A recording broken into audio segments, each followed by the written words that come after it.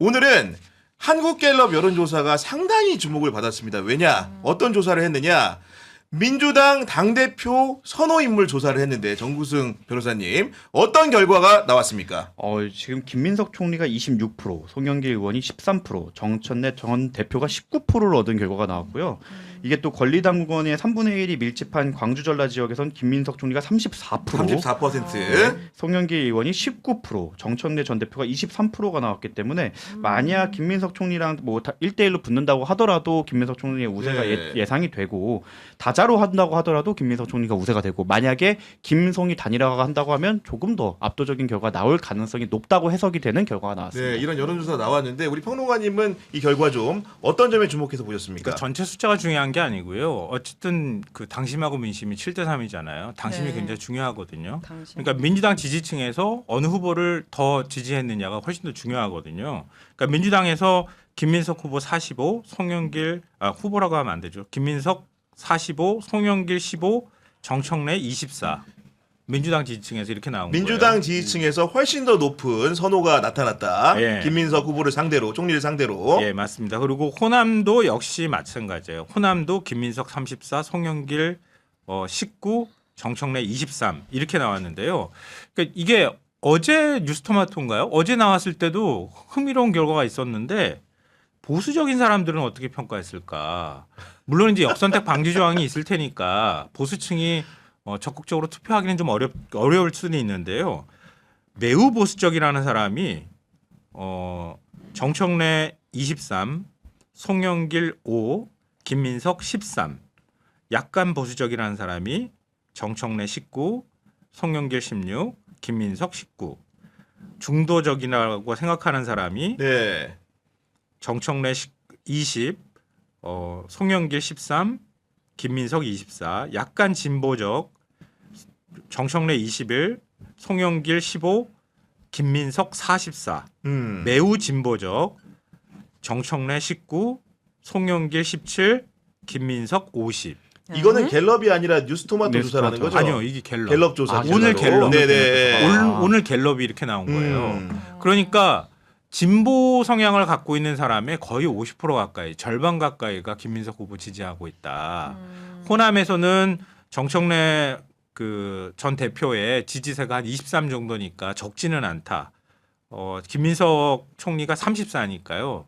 뭐 아주 큰 차이가 난다 이렇게 볼 수는 없거든요. 네. 근데 호남에서도 김민석 후보 김민석 총리 쪽으로 이렇게 기울어져 가고 있는 상황이라고 하는 거고 진보 성향이라는 사람 그리고 민주당 지지층으로 좁혀도 김민석 후보한테 더 많이 쏠리는 현상이 나타나고 있다. 제가 이제 보수 패널 있는 방송을 나갈 때마다 그분들이 이제 전략적 행동을 하기 시작했더라고요. 네. 제가 방송에 나가서 계속 장동혁 대표를 옹호하는 것처럼 아, 심지어 서정국 변호사님은요 뉴 정청래를 선언했습니다.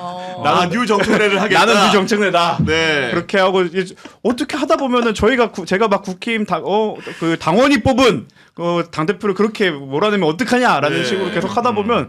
그 공수가 교대됐을 때 너는 왜 당대표를 하고 다니냐라는 식으로 할 정도로 전략적 선택을 하고 있다고 생각을 하고 하지만 말씀하신 것처럼 차기 당대표를 선거로 뽑을 때에는 어차피 그 역서템 파티 조항도 들어가 있을 테고 당원들의 이사가 더 중요하기 때문에 저는 현명한 선택이 있을 거라고 생각합니다만 네. 우리가 서울시장을 선거를 보지 않았습니까? 끝날 때까지 끝난 게 아니다. 네. 그러니까 보수 성향인 사람들이 정청래 후보를 지지하는 경향이 뚜렷하게 보이는 건 어제도 마찬가지였거든요.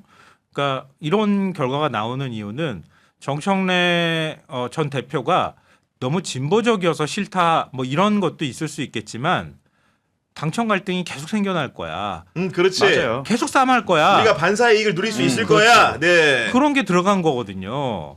그러니까 정청래 전 대표는 지금 이재명 대통령하고 한 몸이다 이렇게 얘기하지만 다른 사람들은 안 믿고 있다는 뜻이에요. 실제로 보수 패널 중에 노골적으로 이렇게 이야기하신 분도 있어요. 대한민국을 위해서는 연임이 안 되는 게 맞지만 우리 당을 위해서는 정청래 당시 당대표가 연임하는 게 좋다. 이런 식으로 발언하는 국민의힘 인사가 있었을 정도로 사실 모두가 알고 있는 내용이죠. 지금 하나하나 좀 이렇게 짚어가면서 가봐야 될 것 네. 같은데 일단은 그 호남 지역에서도 김민석 그 총리를 상대로 한 지지가 높은 것으로 나온 상황인데 그와 맞물려 가지고 그 뉴스원에서 기사를 하나 썼습니다. 그 제목이 어땠냐면은 전북의 분위기를 보여주는 기사라고 할 수가 있을 텐데 김민석 정청래 같은 자리 다른 반응. 김환호의 사진까지. 정박수만이라는 제목의 기사인데 우리 제작진 괜찮으면 그 기사를 좀 보여주실래요? 네.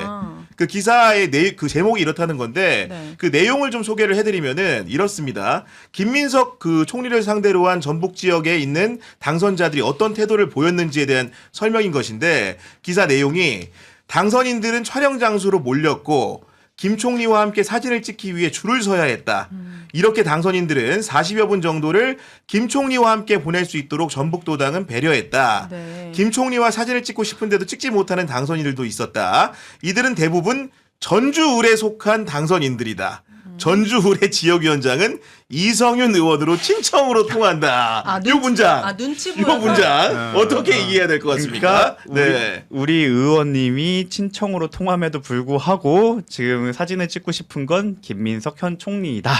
그러니까 앞으로 공천권을 행사하실 당대표로 예상되는 분은 김민석 총리로 예상이 되기 때문에 우리 의원님이 비록 친청으로 분류됨에도 불구하고 나는 저분이랑 사진을 찍어야겠다는 어떻게 보면 가장 솔직한 모습이 나온 장면이 아닐까 싶습니다. 그러니까 이런 식의 뭔가 이제 상황을 묘사하는 디테일한 묘사가 담긴 기사에서도 네. 전북의 당선인들 사이에서의 분위기를 좀 읽을 수 있었던 것 같고 그리고 이제 김어준 공장장이 이제 코어 지지층 얘기를 좀 많이 했는데 최근에 그 코어 지지층의 세대 그룹이라고 한다면 4050인데 이번 갤럽 조사에서 연령대별로 보더라도 4050에서도 김민석 총리에 대한 선호가 정청래 전 대표에 대한 선호보다 높게 나온 거 아니겠습니까, 변호관님? 네, 맞습니다. 네. 뭐 이렇게 숫자를 계속 말씀드리면 좀 헷갈릴 것 같긴 한데요. 40대, 50대를 그냥 뭉뚱그려서 말씀드리면은 김민석 후보가 40대는 35, 정청래 김민석 이게 입이 안 나와. 총리. 예. 정청래 전 대표는 40대에서 25. 그리고 50대로 가면 김민석 30, 정청래 28. 그러니까요. 그러니까 40, 50대도 김민석 쪽으로 기울어져 가고 있다. 또 기울어졌다. 이런 뜻인데요. 이거는 딱 이건 하나입니다. 이재명 대통령 성공했으면 좋겠거든요. 이재명 정부가 일 잘할 수 있게 하면 더 좋겠거든요. 근데 정청래 전 대표하고는 일을 못 해왔다는 걸 다 알고 있단 말이에요. 계속 갈등해왔고 지금은 훨씬 더 노골적으로 각을 세우면서 갈등을 하고 있는 상황이란 말이에요. 그러면 일 잘로 이재명 대통령이 일 잘하기 하는 데는 다른 당대표가 오히려 낫지 않을까? 이런 생각을 하고 있다는 거예요. 그러니까 강력한 지지층 내에서도 정청래 전 대표에 대한 신뢰가 떨어져 있는 상황이다라고 요약할 수 있겠어요. 그리고 네. 코어라는 말을 하는 것 자체가 프레임이라고 생각을 해요. 코어는 흔들리지 않아요. 코어고 제가 이건 방송에서 제일 먼저 썼는데 그 영화 배우로도 유명하지만 원래 보디빌딩계의 전설이었던 아놀드 슈왈제네거가 얘기한 게 그렇죠. 있어요. 네. 점프했을 때 흔들리면 지방이다. 코어는 흔들리지 않아요. 근육이기 때문에. 네. 그리고 지방이 많아지면 동맥경화 오고 안 좋거든요. 그러니까 네. 이게 지방은 빼야 되는 대상이지 오히려 아니면 근육으로 바꾸거나. 그러니까 코어는 흔들리지 않는다. 국경의 기자 왜 찔려하는 거죠 갑자기? 저는 코어 지층이 아니라서. 그러니까 누가 봐도 아니야. 외견상. 예. 애초에 형용 모순이에요. 코어가 흔들린다. 그러지 않아요. 코어는 흔들리지 않기 때문에 코어라고 불리는 거라 이 그 용어를 쓰는 것 자체가 프레임에 들어간다고 생각을 하는 거고 네. 지금 갤럽에서 이제 이재명 대통령 국정 지지율만 하더라도 민주당 지지에서는 거의 95%가 나온 걸로 알고 있어요. 그러니까 부정으로 나온 사람이 5% 정도로 나온 걸로 알고 있는데 그냥 객관적인 데이터로만 봐더라도 코어는 흔들리고 있지 않다가 정확한 해석이죠. 해석이 그렇게 타다가다 말씀 주신 건데 시청자 여러분들께서 많은 의견을 보내주고 계십니다. 그 문님 같은 경우에는 사실은 이 용어는 저희가 방송에서 앞으로 사용하지 않기로 해가지고 아이디를 읽어드리지 못하는 점 양해를 좀 부탁드리고 네. 어떻게 말씀해 주셨냐면 부자 김용남을 이렇게 불쌍하게 생각하는 건 처음입니다. 민주당 권리당원들이 김용남을 지켜야 합니다. 그러면서 슈퍼챗 보내주셨고요. 우리 방송 애청자이신 떡국열차님 같은 경우에는 맞아요. 2년 금방 지나갑니다. 김용남 파이팅 해주셨고요. 7677님은 김성환님 KBS 라디오 때부터 팬이었습니다. 패널들 말 잘 들어주시고 균형 잡힌 진행 너무 좋았습니다. 야간이라면서 매일 들었어요. 그런데 요즘은 왜 이렇게 바뀌었나요? 이런 얘기 어떤 내용이 있는 것 같은데요. 그런 말씀 주셨고요. 경향신문 기자들은 은큼해. 네. 은큼해. 은큼하네. 네. 그리고 토마토님 같은 경우에는 돌아온 체육을 보니 결국 반명이네요. 왜 유시민을 싫어하는지 그 본질적인 이유는 철저히 외면하는 말씀 주셨는데 오늘 첫 방송을 했으니까 나중에 차후 방송도 천천히 지켜보면 될 것 같고 불사유님 같은 경우에는 구교육의 정치비상구 흥해라. 출연자 여러분 모두 건강하시고 행복하세요 하면 슈퍼챗 보내주셨는데 네. 보시면서 구독과 좋아요를 눌러주시면 저희 방송을 하는데 굉장히 큰 도움이 될 것 같습니다. 보니까 제가 통계를 찾아보니까 은근히 구독을 안 누르고 이렇게 시청하시는 분들이 꽤나 되더라고요. 네. 여러분들의 구독이 경향TV를 먹여 살릴 수 있으니까요. 네. 꼭 좀 구독 눌러주시고 감사 압도적 감사님 같은 경우에는 김성환님 라디오 진행하실 때부터 잘 들었습니다. JTBC와 축구를 보며 나라도 기업도 리더가 얼마나 중요한지 다시 깨달았습니다. 이재명의 민주당 파이팅 해주셨는데 너무나 감사드리고 역시 우리 방송 애청자이신 해피님 같은 경우에도 네. 우리 대통령님 지켜주세요 이렇게 슈퍼챗 보내주셨는데 야 정말 우리 경향TV에 대한 시청자들의 사랑이 점점 더 이렇게 뜨거워지고 있는 것 같지 않습니까? 맞아요. 네. 아까 이 김용남 의원님이 뭐 재산 많은데 이렇게 걱정할 줄이야. 근데 저는 진짜 내가 이 나라의 최고의 권위자인 권력자인 대통령을 걱정하면서 아침에도 막 7시에 눈이 떠져서 혹시나 무슨 뉴스가 났나? 막 이런 걸 혹시나? 보다가 없구나 하고 다시 코 잡니다. 그러니까 뭔가 이제 대통령께서 더 많은 일을 잘하시니까 다른 네, 일 없어요. 맞아요. 맞아요. 그래서 정말 일을 잘하시고 이 좋은 나라에서 계속 살고 싶은 많은 국민들이 조용히 응원하고 있다, 지지하고 있다. 네. 이렇게 흔들리지 않아. 저 정도는 대학 코어다. 자다 일어나서 대통령 걱정으로 자다 운동을 해서 지방을 많이 빼더니 코지층이 됐네. 보니까. 여기 코어 지방층과 코어 지지는 다릅니다. 네, 다시 이제 네. 그 김호지 씨가 코어지층 얘기하고 난 다음에 그 거의 유행어처럼 이렇게 됐는데요. 이게 협박하지 말라는 제가 해주고 싶어요. 아 협박하지 말라. 네. 협박하는 거예요, 협박. 그러니까 코어지층 지금 정청래 지지 안 하면은 이재명 대통령 지지율도 폭락할 거야. 그렇지. 그럼 나중에 가서 네. 정권 재창출도 어려워. 그러니까 정청래를 당대표로 또 만들어줘야 해. 이렇게 협박하는 메시지를 보내는 거나 다름이 없어요.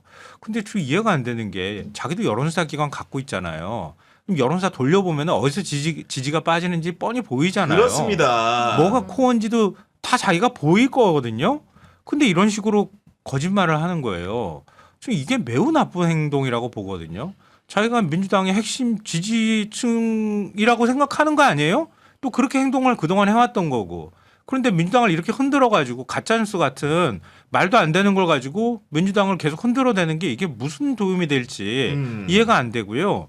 그냥 오늘 갤럽 조사에서도 나오는 거예요. 민주당 지지층 보면 이재명 대통령 국정수행 평가 86%가 긍정이에요. 12%가 부정이거든요. 맞습니다. 그럼 이 대통령은 다 민주당 지지자들은 전부 다 지지하는 거예요. 굳이 얘기하자면. 요거 굳이 따지면 한 14 남아 있겠죠. 그리고 정청래 그 민주당 지지층에서 정청래 아까 저 숫자가 어떻게 나오는지 말씀드렸잖아요. 새 후보가 지지가 어떻게 맞습니다. 나오는지. 김민석 45, 정청래 24예요. 어제 뉴스토마토는 더 재밌는 게 지금 제가 그 교차 표를 못 봐서 그런데 어제 그 뉴스토마토 교차표를 보면은요. 정청래 지지층에 이재명 대통령 국정수행 긍정평가와 부정평가가 확연하게 드러나요. 정청래 전 대표를 지지하는 사람들의 상당수가 오히려 부정평가를 더 많이 해요. 이재명 정부에 예. 이걸 어떻게 봐야 됩니까? 그러면 두 조사 결과를 종합하면 어떻게 될까요? 이재명 정부 이거 코어 지층이 흔들린다는 얘기는 정청래 코어 지층이라는 뜻이고 이재명 대통령 국정 지지율 떨어지면 정청래 전 대표를 지지하는 사람들이 지지 안 할 거야라고 하는 얘기나 마찬가지다. 일종의 협박이라는 거예요. 민주당의 코어 지층은 여전히 이재명 대통령 국정 지지해주고 있고 정청래 전 대표가 아니고 김민석 총리 쪽으로 움직여가고 있다. 네. 근데 무슨 코어 지층이 흔들려가지고 그러니까 어떻게 되고 이런 지난번 얘기를 해요. 뭐 타사 방송이지만 이슈션파에서 통계 지금까지의 여론조사 분석한 걸로만 봐도 지금 그 대통령 국정 지지율이 떨어지는 주요한 요인은 그러니까 중도였던 사람들 그리고 20대 30대가 민주당 내 갈등을 보면서 국정 지지도가 떨어지고 있는 거거든요. 뭐 올공 집회 영향도 있을 거고 그렇다면은 지금 우리가 이거를 다시 회복하기 위해서 해야 되는 건 다시 한번 실용적인 능력을 보이고 포용하는 모습을 보여서 그들을 다시 데리고 오는 방법인데 지금 말씀하신 것처럼 그런 해석 결과값이 있음에도 불구하고 그걸 호도하고 있는 입장에서는 저는 어떻게 보면 말씀하신 것처럼 협박일 수도 있고 자신의 영향력을 유지하기 위해서도 그럴 수 있다고 생각하는데 저는 이제 민낯이 나올 거라고 생각합니다.